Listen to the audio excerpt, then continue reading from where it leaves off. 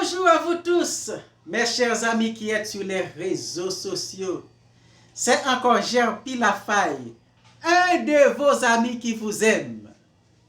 Quelle que soit votre nationalité, quel que soit l'endroit où vous vous trouvez, quelle que soit votre appartenance religieuse, je vous rappelle que j'ai le grand plaisir de vous avoir comme ami.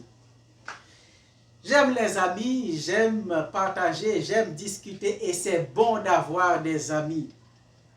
Bienvenue à la troisième vidéo où nous partageons ce sujet, nous et notre vie sur terre. Oui, c'est bien d'en discuter, c'est bien d'en parler parce que nous en faisons partie.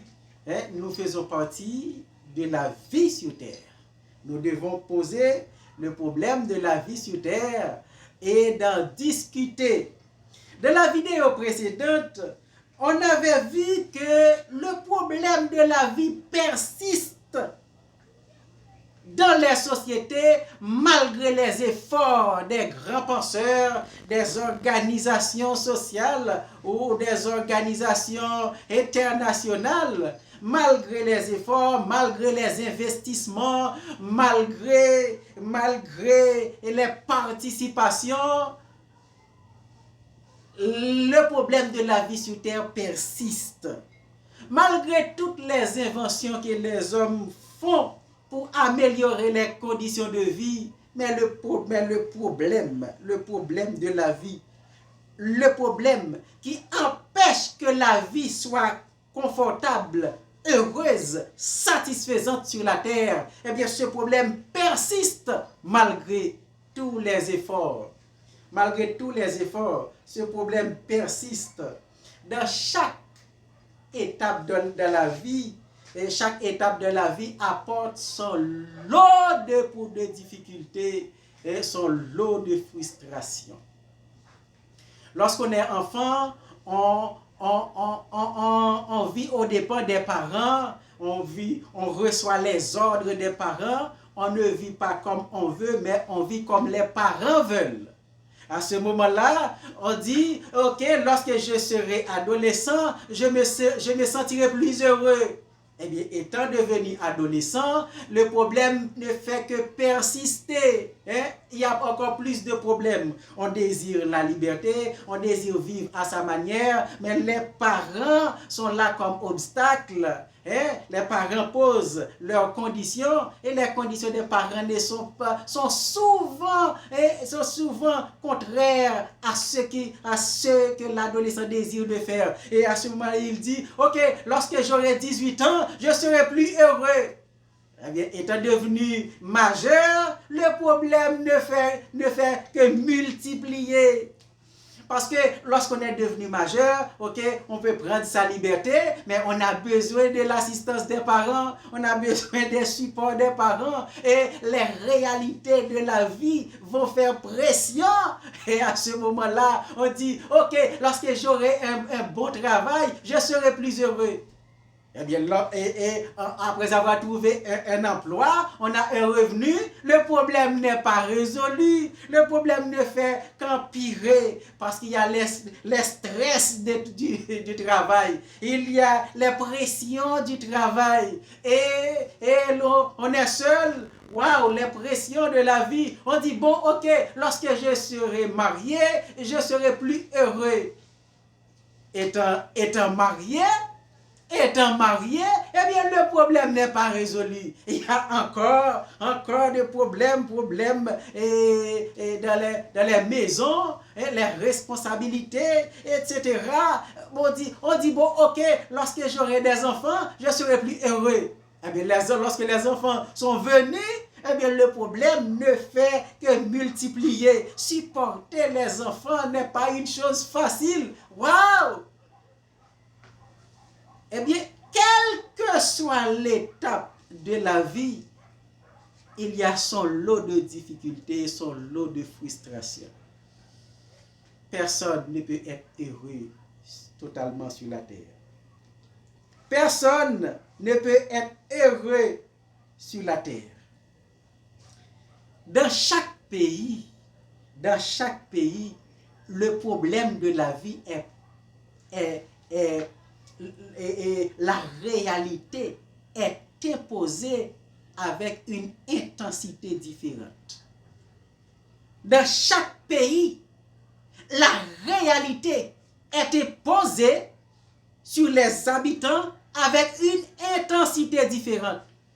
Parce que dans chaque pays, il y a un climat différent qui règne. Et le niveau de l'adaptation dépend du climat qui règne. S'il y a un État fort, eh bien, il y aura un climat de vie beaucoup plus agréable, beaucoup plus facile à s'adapter. Parce que lorsque l'État est fort, il y a les services, il y a la sécurité, il y a les emplois. Il est plus facile de trouver un emploi. Par exemple, dans les pays développés, dans les pays riches, il y a un État fort, eh bien le taux de chômage est moins élevé et le climat est plus favorable au succès, est plus favorable à l'adaptation. C'est pourquoi la majorité des gens des pays riches ont de si grands désirs pour voyager dans les pays riches. La majorité des habitants des pays pauvres ont de grands désirs pour voyager dans les pays riches, parce que dans les pays riches, il y a un climat beaucoup plus favorable à l'adaptation, il y a beaucoup plus d'opportunités de succès. Il est beaucoup plus facile de s'adapter pour créer des conditions de vie. C'est beaucoup plus facile parce qu'il y a un État fort. Mais dans les pays où il y a un État faible, le climat est beaucoup plus difficile à s'adapter parce que dans les pays où l'État est faible, l'insécurité,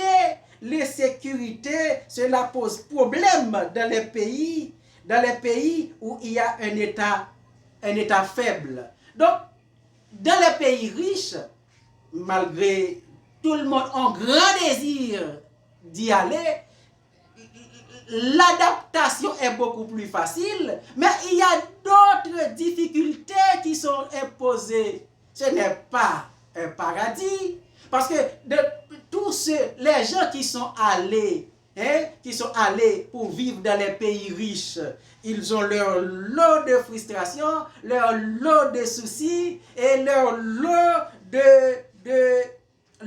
il y a leur lot de problèmes. Les problèmes qui sont posés dans les pays riches, qui sont imposés dans les pays riches, ne sont pas ceux qui sont dans les pays pauvres. Donc, dans chaque pays, il y a leur lot de difficultés, leur lot de problèmes. Donc, ce n'est pas un paradis. Personne ne peut dire qu'il est heureux totalement sur la terre. Tandis que toutes les conditions sont déjà réunies pour que la vie soit heureuse, confortable, satisfaisante sur la terre. Qu'est-ce qu'on a besoin en réalité pour vivre? Qu'est-ce qu'on a besoin?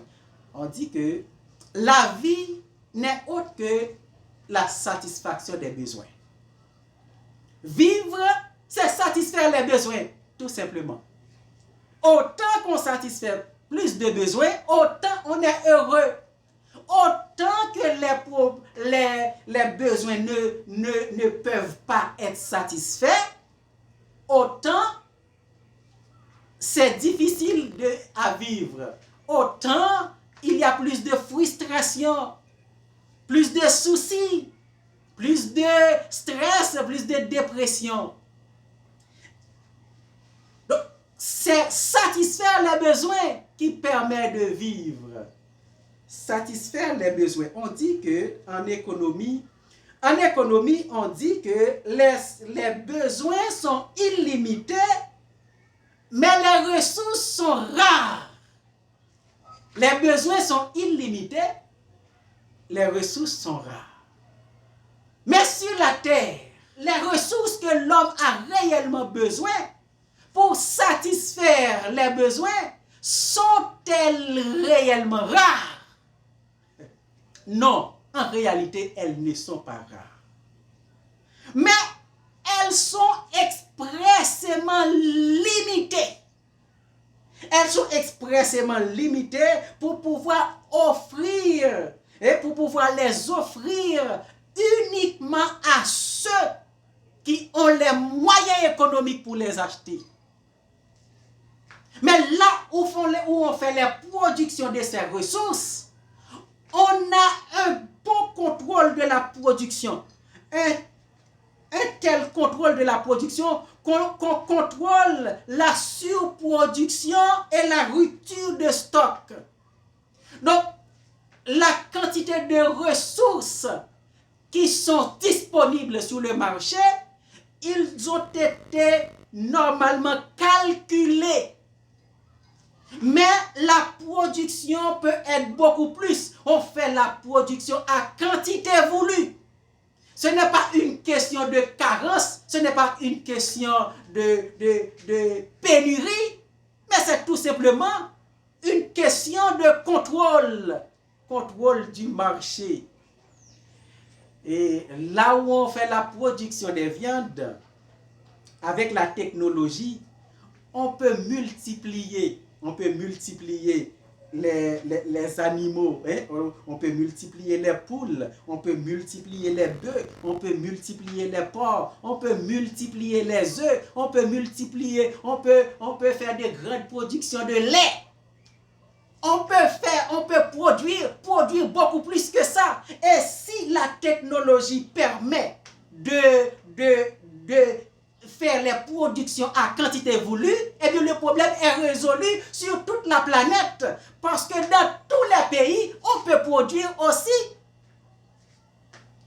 Si dans les pays pauvres, on ne les produit pas, ce n'est pas parce que c'est impossible, ce n'est pas parce que c'est difficile, mais tout simplement, il y a un blocage quelque part expressément posé pour bloquer la production des plus faibles, pour que les plus forts puissent avoir le contrôle du marché. Donc ce n'est pas un problème de carence, ce n'est pas un problème de rareté de ressources. Les ressources peuvent être produites beaucoup plus pour que chaque habitant du monde puisse vivre de l'abondance et de la grande satisfaction. Mais le problème est posé quelque part. Le problème de la vie, le problème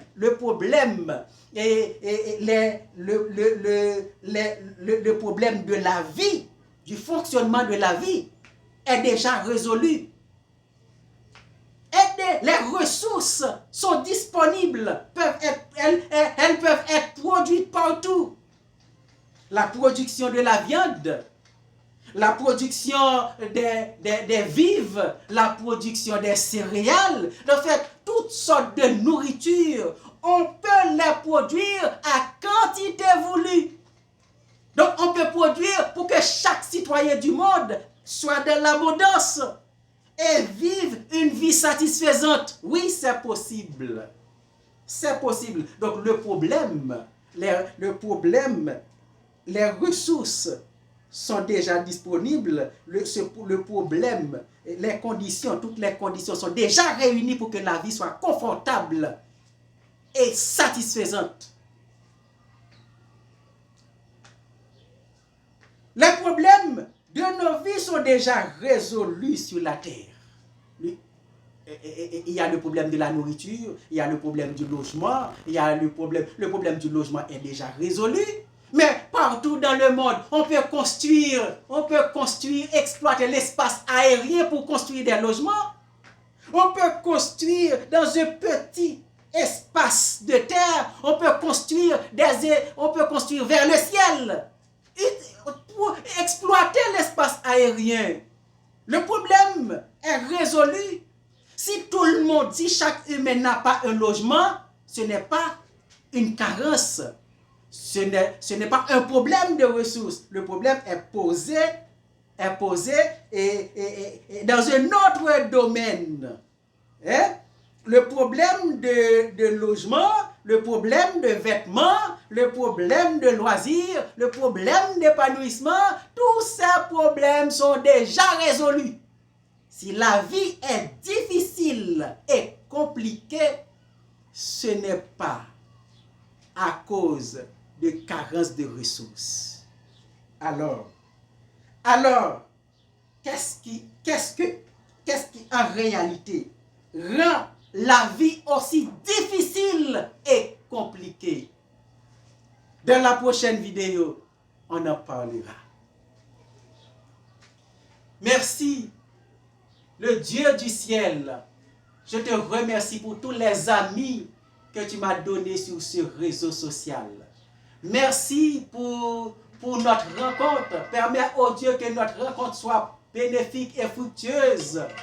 Permets, oh Dieu, que chacun de nous en profite pour créer des conditions de vie, qu'il soit facile pour chacun de nous, qu'il te plaise, ô Père, de nous bénir, d'ajouter des riches bénédictions pour que chacun de nous puisse trouver des moyens pour créer de meilleures conditions de vie. Au nom de Jésus, je te prie. Amen. Abonnez à la vidéo si vous n'êtes pas encore abonné. Ajoutez un like et dans vos commentaires, faites part de vos appréciations, de vos commentaires, de vos suggestions ou de vos questions s'il y en a. Partagez la vidéo avec vos proches, vos contacts pour les inviter à y participer. Et déjà, je vous dis que Dieu vous bénisse. À la prochaine.